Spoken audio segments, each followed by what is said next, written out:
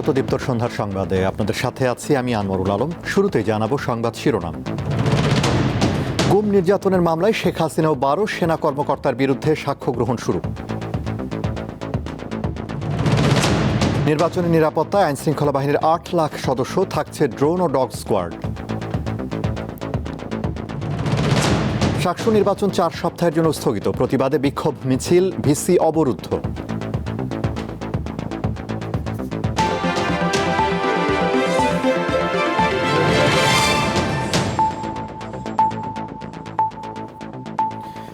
গুম নির্যাতনের মামলায় ক্ষমতাচ্যুত প্রধানমন্ত্রী শেখ হাসিনা ও সাবেক ও বর্তমান 12 সেনা কর্মকর্তার বিরুদ্ধে সাক্ষ্য গ্রহণ শুরু হয়েছে। এ মামলায় গ্রেফতার 3 সেনা কর্মকর্তাকে সোমবার ট্রাইব্যুনালে হাজির করা হয়। এদিকে নারায়ণগঞ্জে রিয়া গোপ সহ 10 জনকে হত্যার ঘটনায় শামীম ওসমান সহ 12 জনের বিরুদ্ধে গ্রেফতারি পরোয়ানা জারি করেছে ট্রাইব্যুনাল। সবুজ রঙের বিশেষ প্রিজন ভ্যানে ট্রাইব্যুনালে নেওয়া হয় 3 সেনা কর্মকর্তাকে। জয়েন্ট ইন্টারোগেশন সেল জেআইসিতে গুম ও নির্যাতনের ঘটনায় মানবতাবিরোধী অপরাধের মামলায় গ্রেপ্তার করা হয়েছে তাদের। এ মামলায় ক্ষমতাচ্যুত প্রধানমন্ত্রী শেখ হাসিনা এবং সাবেক ও বর্তমান 12 জন সেনা কর্মকর্তার বিরুদ্ধে সোমবার সূচনা বক্তব্যের মাধ্যমে শুরু হয় সাক্ষ্য গ্রহণ। শুনানির প্রথম দিন সাক্ষ্য দেন জেআইসিতে গুমের শিকার হুম্মাম কাদের চৌধুরী। সাক্ষ্যে তিনি গুমের সময় চালানো নির্মমতার কথা তুলে ধরে জড়িতদের শাস্তির দাবি জানান। একটা অ্যাবডাকশন থেকে শুরু করে তাকে নিয়ে যাওয়া, টর্চার করা, এক বাহিনী থেকে আরেক বাহিনীতে হস্তান্তর করা, সেই বাহিনীর থেকে আবার গোপন বন্দিশালায় নিয়ে যাওয়া, বন্দিশালার বর্ণনা, চিকিৎসার বর্ণনা, টর্চারের বর্ণনা, সেই ভেতরের পরিবেশের বর্ণনা, অন্যান্য বন্দীদের বর্ণনা, সব কিছু উনি ক্রমান্বয়ে দিচ্ছেন এবং এটার মধ্য দিয়ে অপরাধের সাথে সম্পৃক্ত সকল কিছু উদ্ঘাটিত হবে আমরা বিশ্বাস করি। তিনি জানান, এই বিচার জাতিসত্তা রক্ষার স্বার্থে যেমন গুরুত্বপূর্ণ, তেমনি বাংলাদেশকে বিচারহীনতা থেকে মুক্তি দেওয়ার সুযোগ। এই বিচার আমাদের জাতিসত্তা রক্ষার স্বার্থে অসম্ভব গুরুত্বপূর্ণ। বাংলাদেশে যদি এই ধরনের ভয়াবহ অপরাধের বিচার করা না যায়, তাহলে গুমের সংস্কৃতি আবার ফিরে আসবে, ভয়ের সংস্কৃতি আবার ফিরে আসবে। বাংলাদেশে ন্যায় বিচার নিশ্চিত করা হবে এবং এটি প্রতিষ্ঠিত করা হবে। কোনো অপরাধ করে বাংলাদেশে পার পাওয়া যাবে না, তার সুবিচার এবং ন্যায় বিচার নিশ্চিত করা হবে। একই ট্রাইব্যুনালে নারায়ণগঞ্জে মানবতাবিরোধী অপরাধের মামলায় সাবেক সংসদ সদস্য শামীম ওসমান ও তার ছেলে অয়ন ওসমান সহ 12 জনের বিরুদ্ধে অভিযোগ আমলে নিয়েছে ট্রাইব্যুনাল। জুলাই অভ্যুত্থানের সময় 10 জনকে হত্যা সহ 3টি অভিযোগ আনা হয় তাদের বিরুদ্ধে। 10 জনকে হত্যা এবং অসংখ্য ছাত্র জনতাকে গুলি করে এবং দেশীয় অস্ত্র দিয়ে কুপিয়ে এবং পিটিয়ে আহত করার অভিযোগে আমরা ফরমাল চার্জটি দাখিল করেছিলাম। মাননীয় ট্রাইব্যুনাল ফরমাল চার্জটি দেখেছেন, এর সাথে দাখিলকৃত ডকুমেন্টারি এভিডেন্স পর্যালোচনা করে এই সকল আসামির বিরুদ্ধে অভিযোগ আমলে গ্রহণ করেছেন। এই আসামিদের বিরুদ্ধে আমরা যে সকল অভিযোগ এনেছি তার মধ্যে অন্যতম প্রধান অভিযুক্ত হলো জনাব একেএম শামীম ওসমান। অভিযুক্তদের গ্রেপ্তার করে আগামী 26 জানুয়ারি হাজির করতে আইনশৃঙ্খলা বাহিনীকে নির্দেশ দিয়েছে ট্রাইব্যুনাল। মাহিদুর রহমান, দীপ্ত সংবাদ, ঢাকা। শেখ হাসিনা সরকারের বিরুদ্ধে গণঅভ্যুত্থানে রাজধানীর চানখারপুলে 6 জনকে হত্যার ঘটনায় মানবতা বিরোধী অপরাধের মামলার রায় আগামীকাল। আন্তর্জাতিক অপরাধ ট্রাইব্যুনাল 1-এর চেয়ারম্যান বিচারপতি গোলাম মুর্তুজা মজুমদারের নেতৃত্বাধীন 3 সদস্যের বিচারিক প্যানেল রায়ের দিন ধার্য করে। এ মামলার গ্রেফতার 4 আসামি হলেন শাহবাগ থানার সাবেক ওসি আরশাদ হোসেন, কনস্টেবল সুজন মিয়া, ইমাজ হোসেন ইমন ও নাসিরুল ইসলাম। পলাতক আসামিরা হলেন সাবেক ডিএমপি কমিশনার হাবিবুর রহমান, ডিএমপির সাবেক যুগ্ম কমিশনার সুদীপ কুমার চক্রবর্তী, রমনা অঞ্চলের সাবেক অতিরিক্ত উপকমিশনার শাহ আলম, মোহাম্মদ আখতারুল ইসলাম ও রমনা অঞ্চলের সাবেক সহকারী কমিশনার মোহাম্মদ ইমরুল। 2024 সালের 5 আগস্ট চানখারপুল এলাকায় শিক্ষার্থীদের শান্তিপূর্ণ আন্দোলনে গুলি চালায় পুলিশ। এতে বহু হতাহতের ঘটনার পাশাপাশি শাহরিয়ার খান আনাস, শেখ জোনায়েদ, ইয়াকুব, রাকিব হাওলাদার, ইসমামুল হক ও মানিক মিয়া শাহরিক নিহত হন। 2024 সালের গণঅভ্যুত্থানে নারায়ণগঞ্জে মানবতাবিরোধী অপরাধের মামলায় সাবেক সংসদ সদস্য শামীম ওসমান সহ 12 জনের বিরুদ্ধে গ্রেফতারি পরোয়ানা জারি করেছে আন্তর্জাতিক অপরাধ ট্রাইব্যুনাল। দুপুরে আলোচিত এ মামলায় আনুষ্ঠানিক অভিযোগ আমলে নিয়ে বিচারপতি গোলাম মুর্তুজা মজুমদারের নেতৃত্বাধীন 3 সদস্যের ট্রাইব্যুনাল তাদের বিরুদ্ধে পরোয়ানা জারি করে। এর আগে সকালে ওই মামলায় শামীম ওসমান ও তার ছেলে অয়ন ওসমান সহ 12 জনের বিরুদ্ধে ট্রাইব্যুনালে আনুষ্ঠানিক অভিযোগ দাখিল করে প্রসিকিউশন। চিফ প্রসিকিউটর জানান, আসামিরা সবাই কার্যক্রম নিষিদ্ধ আওয়ামী লীগ ও যুবলীগের অস্ত্রধারী নেতাকর্মী। তবে গ্রেফতারের স্বার্থে এখনই সব আসামির নাম প্রকাশ করা হয়নি।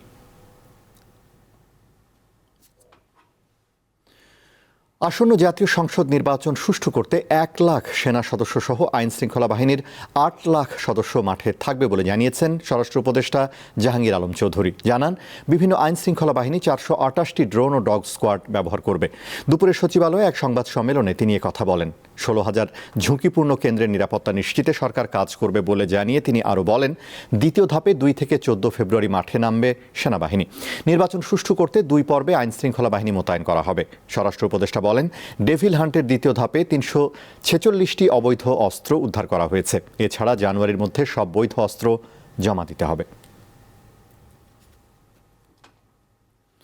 3 দফা দাবিতে সোমবার দ্বিতীয় দিন নির্বাচন কমিশনের সামনে অবস্থান কর্মসূচি পালন করেছে ছাত্রদল। রাজধানীর আগারগাঁওয়ে বেলা 11টা থেকে নির্বাচন কমিশন ভবনের সামনে অবস্থান কর্মসূচি শুরু করে বিক্ষোভকারীরা। ইসির বিরুদ্ধে পক্ষপাতিত্বের অভিযোগ তুলে তারা বলেন, মবের ভয়ে নির্বাচন কমিশন নিজের সিদ্ধান্ত থেকে সরে আসছে। ইসিকে সাংবিধানিক ক্ষমতা ও নিরপেক্ষতা নিয়ে কাজ করার আহ্বান জানান তারা।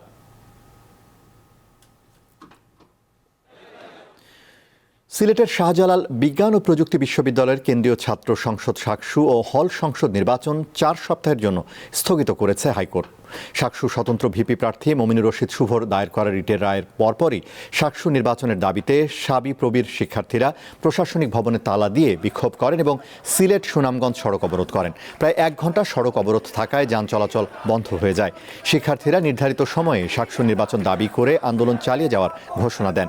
এদিকে প্রার্থীরা অভিযোগ করেন, ছাত্রদল মব সৃষ্টি করে নির্বাচন বানচাল করছে এবং নির্বাচন স্থগিতের ঘটনায় সরকারকে ব্যর্থ বলে আখ্যা দেন। দীর্ঘ 28 বছর পর মঙ্গলবার শাকসু নির্বাচন হওয়ার কথা ছিল।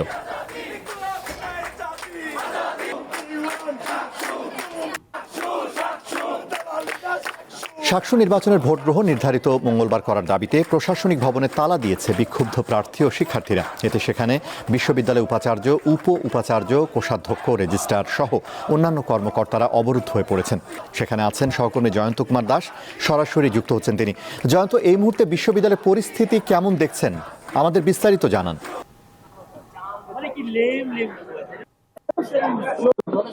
আন্দোলন থেকে এই মুহূর্তে আমি আছি শাহজালাল বিজ্ঞান ও প্রযুক্তি বিশ্ব যে প্রশাসন ভবন তার ঠিক সামনেই আছে। এখন পর্যন্ত শাকসু নির্বাচন নিয়ে যে আন্দোলন, সেই আন্দোলন কিন্তু চলমান রয়েছে। শিক্ষার্থীরা এখনো কিন্তু প্রশাসনিক ভবনের সামনে বাইরে কিন্তু অবস্থান করছেন এবং প্রশাসনিক ভবনে কিন্তু তালাবদ্ধ অবস্থায় কিন্তু রয়েছেন ভিসি, প্রভিসি, রেজিস্ট্রার সহ অনেক কর্মকর্তারা সেখানে অবরুদ্ধ রয়েছেন। কিছুক্ষণ আগে আন্দোলনরত শিক্ষার্থীদের মধ্যে 20 থেকে 25 জনের একটি প্রতিনিধি দল সেখানে গিয়েছেন শিক্ষকদের সাথে কথা বলতে, একটু সুষ্ঠু সমাধানের জন্য এবং আগামীকাল যাতে সুষ্ঠুভাবে শাকসু নির্বাচন অনুষ্ঠিত হয় এটির জন্য কিন্তু তারা কথা বলার জন্য সেখানে গিয়েছেন। জানিয়ে রাখতে চাই, বেলা 1:30টার দিকেই কিন্তু এই প্রশাসনিক ভবন তালাবদ্ধ করেন আন্দোলনরত শিক্ষার্থীরা, যেখানে অনেক প্রার্থীরাও ছিলেন, বিভিন্ন প্যানেলের প্রার্থীরা ছিলেন। সবকিছু মিলিয়ে বলা যায় যে আন্দোলনরত শিক্ষার্থীরা এখন পর্যন্ত তারা দাবি আদায় অনড় রয়েছেন এবং আগামীকাল তারা সাক্ষ্য চান। এখানে আমরা দেখেছি তারা এই দাবি নিচ্ছেন। এবং এর আগে জানিয়ে রাখতে চাই, দুপুরে কিন্তু যে বিএনপি পন্থী 8 জন শিক্ষক কিন্তু নির্বাচন থেকে তারা পদত্যাগ করেছেন। এছাড়া এবং সাধারণ শিক্ষার্থীরা বলছেন যে ভিপি প্রার্থী, যে স্বতন্ত্র ভিপি প্রার্থী মমিনুর রশিদ শুভ, তাকে কিন্তু ক্যাম্পাসে অবাঞ্ছিত ঘোষণা করেছেন এবং তারা বলছেন যে আসলে যে হাইকোর্টের যে স্থগিতাদেশ সেটি কিন্তু চেম্বার আদালত এটিকেও যাতে স্থগিত করে আগামীকাল যাতে সুষ্ঠু সুন্দরভাবে শাকসু নির্বাচন অনুষ্ঠিত হয়, এটির জন্য তারা কিন্তু বারবার দাবি জানাচ্ছেন এবং প্রশাসনের সাথে তারা কথা বলছেন যে সব ধরনের সমস্যা সমাধান করে আগামীকাল সকাল 8টা থেকে ভোট গ্রহণ শুরু হয় এবং 6,000 শিক্ষার্থী যারা ভোট দিবে, তারা ভোট দিয়ে প্রত্যক্ষ ভোট দিয়ে যারা ছাত্র প্রতিনিধি নির্বাচিত করতে চান তারা কিন্তু অপেক্ষা করছে, সময় গুনছে কখন তারা সকালে ভোট দিবেন। তবে এই যে আন্দোলন চলছে, সেই আন্দোলন কিন্তু এই মুহূর্তে শাবিপ্রবির 332 একর কিন্তু জাতীয় ইস্যুতে পরিণত হয়েছে। সবকিছু মিলিয়ে কিন্তু তারা অপেক্ষা করছেন আগামীকাল শাকসুতে ভোট দিবেন এবং ছাত্র প্রতিনিধি নির্বাচিত করবেন। তো শাহজালাল বিজ্ঞান ও প্রযুক্তি বিশ্ববিদ্যালয় এখনো কিন্তু শিক্ষার্থীরা আন্দোলনরত অবস্থায় আছেন। এখনো বোঝা যাচ্ছে না কোন দিকে যাচ্ছে সেই আন্দোলন। তবে হয়তোবা কিছুক্ষণের মধ্যেই তারা গণমাধ্যম কর্মীদের সাথে কথা বলবেন এবং তাদের সবশেষ অবস্থান জানাবেন। এই ছিল আমার কাছে শাহজালাল বিজ্ঞান ও প্রযুক্তি বিশ্ববিদ্যালয় থেকে শাকসু নির্বাচন নিয়ে যে আন্দোলন চলছে এটির সবশেষ। জি জয়ন্ত, আপনাকে ধন্যবাদ। সিলেট শাহজালাল বিজ্ঞান ও প্রযুক্তি বিশ্ববিদ্যালয় থেকে জানাচ্ছিলেন সহকর্মী জয়ন্ত কুমার দাস। নির্বাচন কমিশনের উপর বিএনপির আস্থা আছে এবং তারা সুষ্ঠু নির্বাচন করতে পারবে, এমনটাই বললেন দলটির মহাসচিব মির্জা ফখরুল ইসলাম আলমগীর।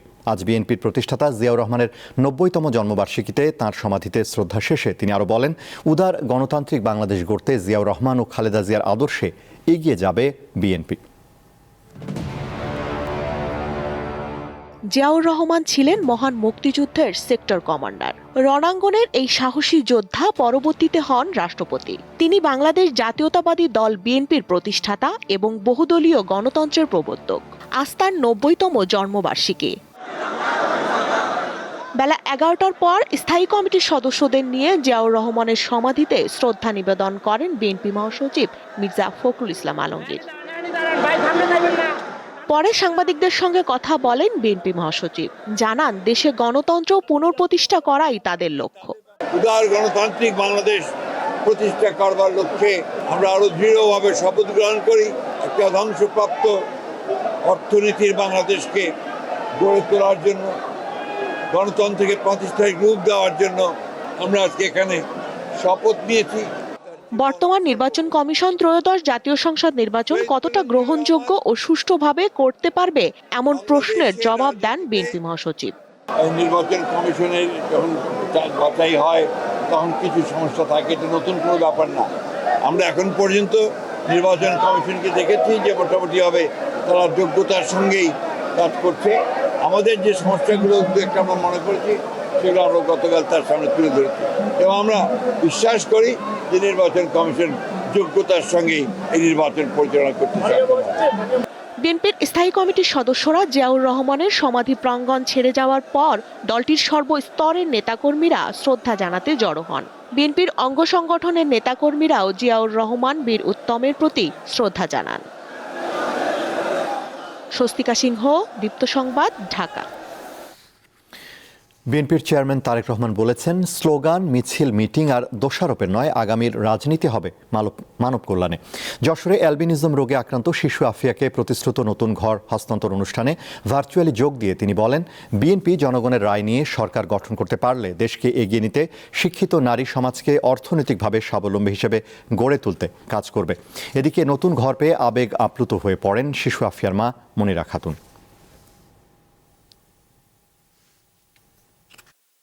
রাজনীতিটাকে আমরা নিয়ে যেতে চাচ্ছি মানুষের উপকারের জন্য। শুধুমাত্র যে আমরা মিটিং মিছিলের মধ্যে রাজনীতি রাখতে চাইছি না। শুধুমাত্র এক দল আরেক দলকে শুধু দোষারোপ করবে, এই দোষারোপের রাজনীতি করলে তো মানুষের পেট ভরে না। কি করলে মানুষের পেট ভরবে, কি করলে মানুষ ভালো থাকবে, সেই কাজগুলো আমরা শুরু করতে চাই, সেই কাজগুলো আমরা করতে চাই। নিখোঁজের 2 মাস পর মিলন নামের এক কিশোরের 38 টুকরা কঙ্কাল উদ্ধারের ঘটনায় 3 জনকে গ্রেফতার করেছে police bureau of investigation PBI. গ্রেফতারকৃতদের জিজ্ঞাসাবাদ করে হত্যাকাণ্ডের লোমহর্ষক এই তথ্য পেয়েছে তারা। রাজধানীর উত্তরা ঢাকা জেলা পিবিআই অফিসে সংবাদ সম্মেলনে পিবিআই এর পুলিশ সুপার জানান, হত্যাকারীরা ছিলেন মিলনের পূর্ব পরিচিত। গত 29 সেপ্টেম্বর গ্যারেজ থেকে অটোরিকশা নিয়ে বের হয় 15 বছর বয়সী মিলন। এরপর থেকেই নিখোঁজ সে। নিখোঁজের 2 মাস পর 1 ডিসেম্বর আশুলিয়া মডেল টাউনের কাশবন থেকে মেলে তার 38 টুকরা করা কঙ্কাল। এই ঘটনায় সম্পৃক্ত থাকার অভিযোগে গ্রেফতার করা হয় রনি মিয়া ও সুমন নামে 2 জনকে। আদালতে ঘটনার সত্যতা স্বীকার করেছে আসামিরা।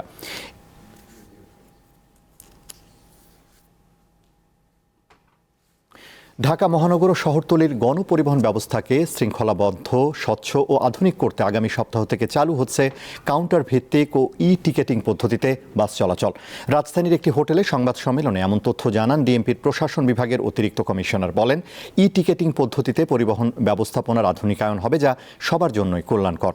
সংবাদ সম্মেলনে বক্তব্য রাখেন সড়ক পরিবহন মালিক সমিতির নেতারাও। জানানো হয়, জনবান্ধব গণপরিবহন ব্যবস্থা গড়ে তোলা ও সড়কে শৃঙ্খলা ফিরিয়ে আনতে পুলিশ প্রশাসনের পাশাপাশি পরিবহন মালিক, শ্রমিক এবং যাত্রী সবার সম্মিলিত সহযোগিতা প্রয়োজন।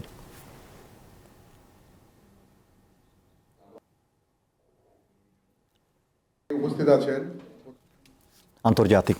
যুক্তরাষ্ট্রের প্রেসিডেন্ট ডোনাল্ড ট্রাম্পের উদ্যোগে গঠিত গাজার বোর্ড অব পিসে যোগ দেওয়ার আমন্ত্রণ পেয়েছে ভারত ও পাকিস্তান, তবে এখনও সিদ্ধান্ত জানায়নি দিল্লি। রোববার পাকিস্তানের পররাষ্ট্র মন্ত্রণালয়ের মুখপাত্র আমন্ত্রণের তথ্য জানিয়ে এতে যুক্ত থাকার কথা নিশ্চিত করেন। সংবাদ সংস্থা রয়টার্স জানিয়েছে, ট্রাম্পের আমন্ত্রণ গ্রহণ করে বোর্ড অব পিসে যোগ দিলে প্রাথমিকভাবে 3 বছরের জন্য এই গোষ্ঠীর সদস্যপদ পাওয়া যাবে।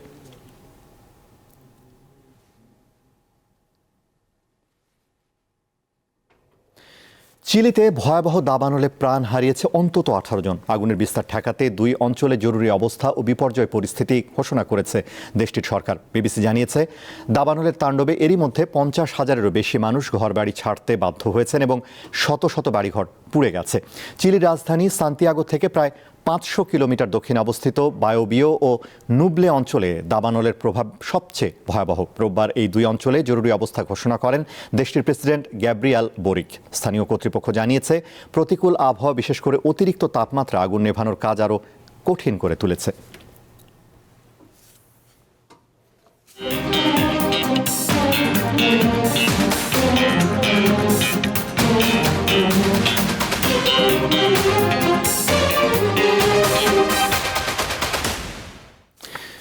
বাংলাদেশ আসন্ন টি-20 বিশ্বকাপ না খেললে তাদের জায়গায় বিশ্বকাপে সুযোগ না পাওয়া দলগুলোর মধ্যে সর্বোচ্চ র্যাঙ্কধারী স্কটল্যান্ডকে নেওয়া হবে বলে জানিয়েছে এএফপি। নিরাপত্তাজনিত কারণে ভারতে খেলবে না জানিয়ে ম্যাচগুলো টুর্নামেন্টের আরেক আয়োজক শ্রীলঙ্কায় সরিয়ে নেওয়ার অনুরোধ করেছিল আইসিসিকে।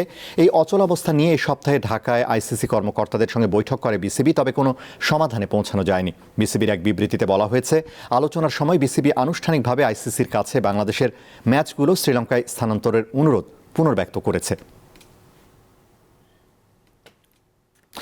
নতুন বছরে পরিবর্তনের অঙ্গীকার নিয়ে উদযাপিত হয়েছে স্যাটেলাইট চ্যানেল এশিয়ান টেলিভিশনের 13তম প্রতিষ্ঠাবার্ষিকী। রবিবার রাতে প্রতিষ্ঠানটির প্রধান কার্যালয়ে কেক কেটে অনুষ্ঠানের উদ্বোধন করেন রূপায়ণ গ্রুপের চেয়ারম্যান ও এশিয়ান টেলিভিশনের senior vice chairman Liaquat Ali Khan Mukul. এ সময় অন্যান্যের মধ্যে রূপায়ণ গ্রুপের কো চেয়ারম্যান ও এশিয়ান টিভির পরিচালক মাহির আলী খান রাতুল এবং এশিয়ান টিভির সিইও জাহিদ ইবনে রশিদ উপস্থিত ছিলেন।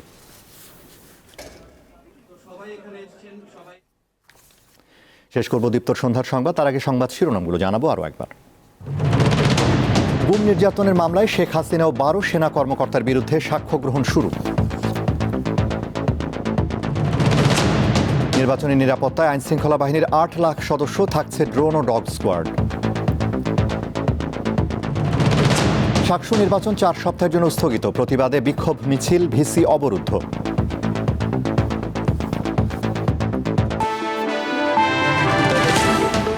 এই ছিল এখনকার মতো। আমাদের পরবর্তী দীপ্ত সংবাদ রাত 11টায় দেখার আমন্ত্রণ। এছাড়া আরও তথ্য বিনোদনের খবর পেতে যুক্ত থাকুন দীপ্তর ডিজিটাল প্ল্যাটফর্মগুলোতে। ধন্যবাদ।